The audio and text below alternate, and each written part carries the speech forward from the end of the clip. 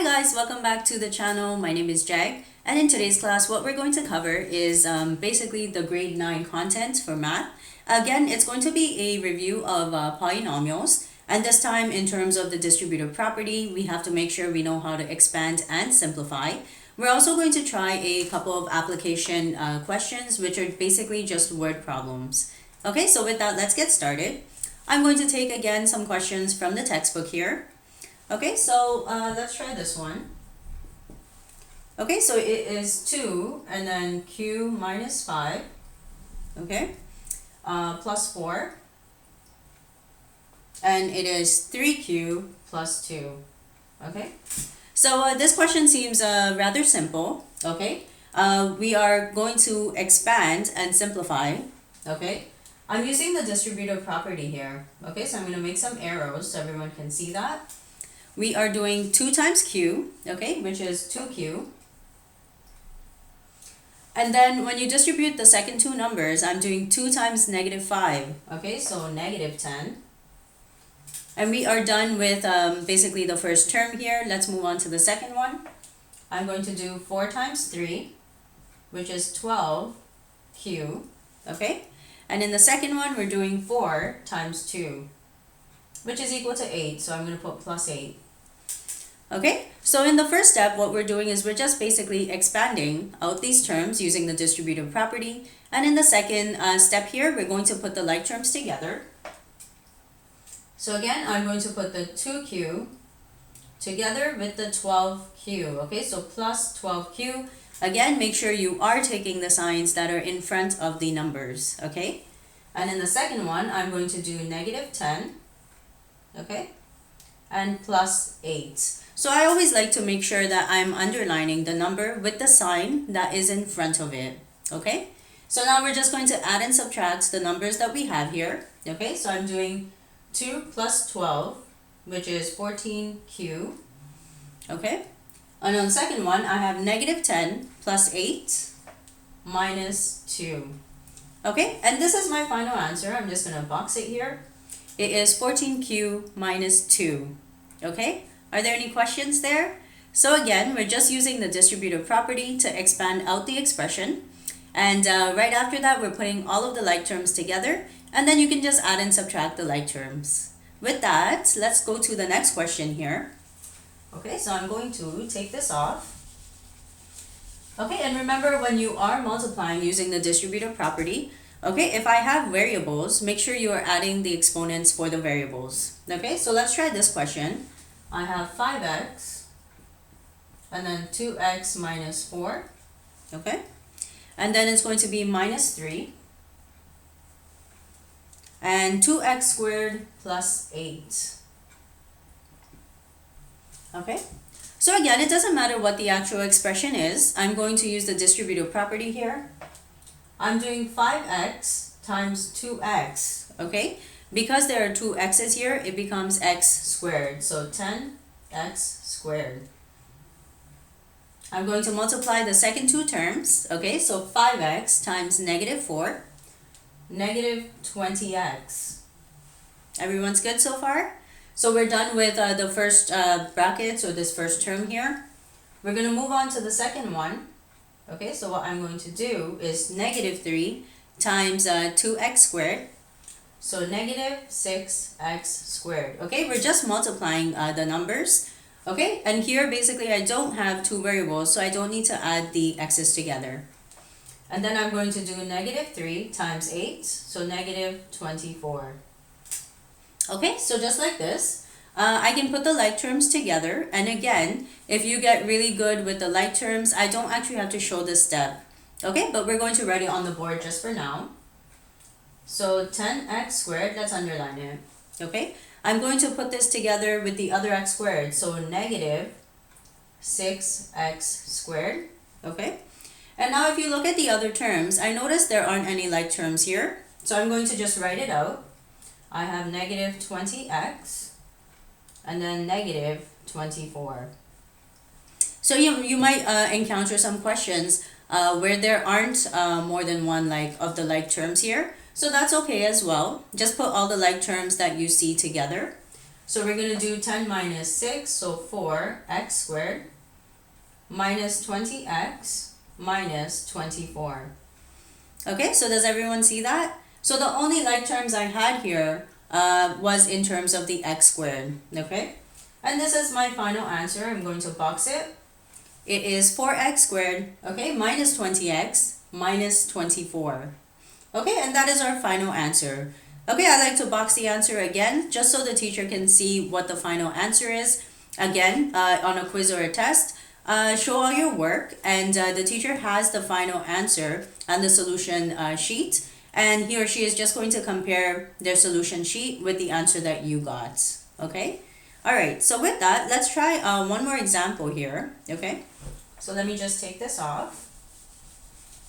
Okay, and right after, okay, we try out this example, okay, what we're going to do is some of the application questions from the textbook, okay, which are very important. Remember, on a quiz or a test, there is an application section, so it's going to be word problems, and it doesn't matter what unit you're doing, I have to be able to solve the word problems as well, all right?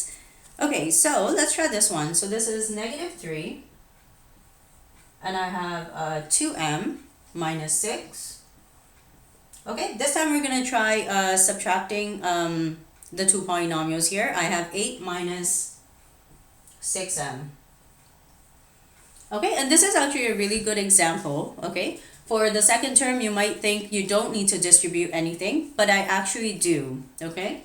So let's make an arrow here. I'm doing -3 times 2m, -6m. Okay, then I'm going to do -3 times -6, positive 18. Make sure you are watching the signs here, okay guys? So even if you're not good with your integers and the signs for that, I would just make sure I'm using my calculator, all right? And let's go to this term here. So you see how there's a negative sign here? There's actually like a 1 in front, okay, like an imaginary 1. So I'm actually doing -1 times 8, -8, okay?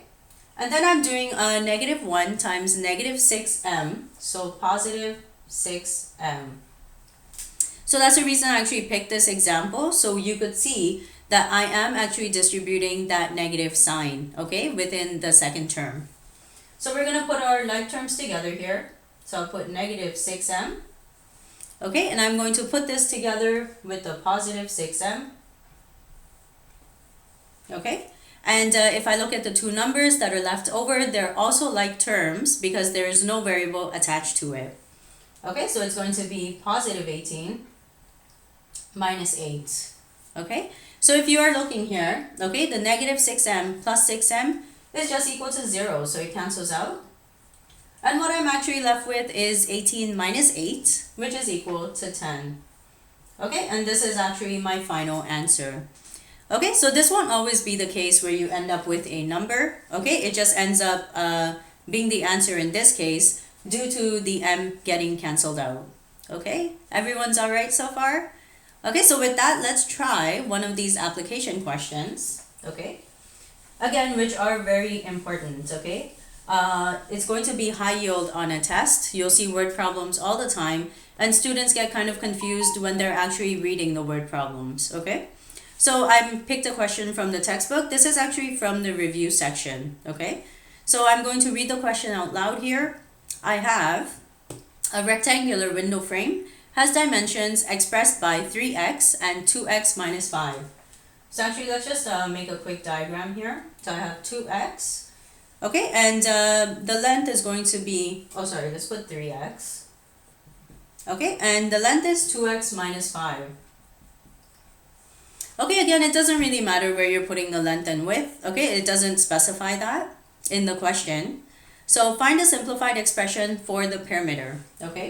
I should actually make sure I remember that the perimeter is 2 times length, okay, plus 2 times the width, okay?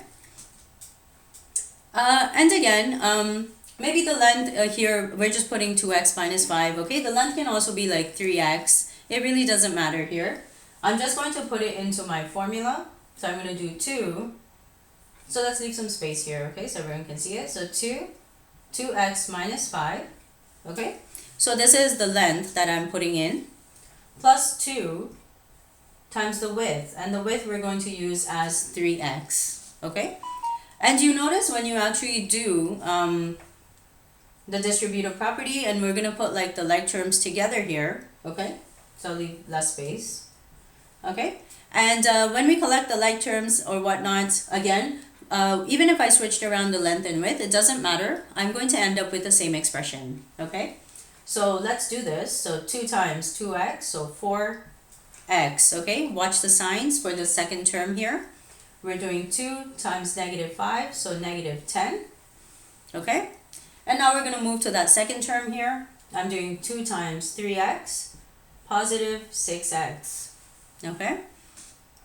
And now you can put the like terms together here. So I'm going to do 4x plus 6x, okay? Let's underline it. I'm just left with the -10 by itself, so I'm just going to leave it by itself here. So -10. All right, so you can collect the like terms here, okay? So 4 plus 6, 10x minus 10. Okay, and this is the simplified expression here, okay, for the perimeter. And that's actually all the question is asking you for. It just says find a simplified expression for its perimeter. Okay, now say the value for x was given. So let's just like extend this question. Okay, so I'm going to put, let's do if x is equal to 5 centimeters.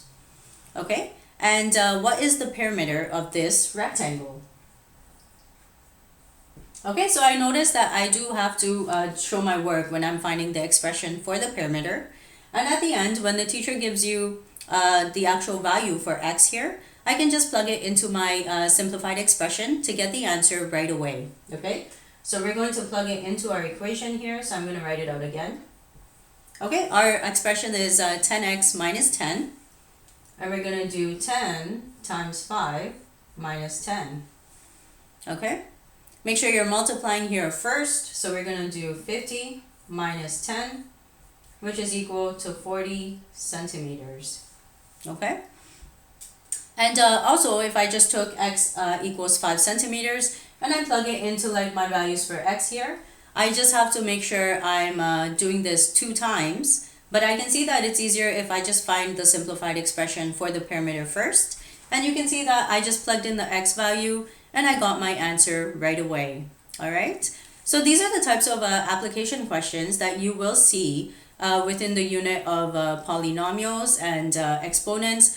Teachers will usually put these two concepts together as one unit. Make sure you're doing a lot of practice questions from the textbook for application, as well as like thinking or communication questions. For the communication questions, you need to actually be able to explain how you got your answer. So I would make sure I am practicing writing out an explanation for each of the questions as I'm going through them. All right, so if there are no questions, that brings this video to an end. Thank you for watching. Please make sure you like, share, and subscribe to the channel, and I will see everyone in the next video. Thanks, bye.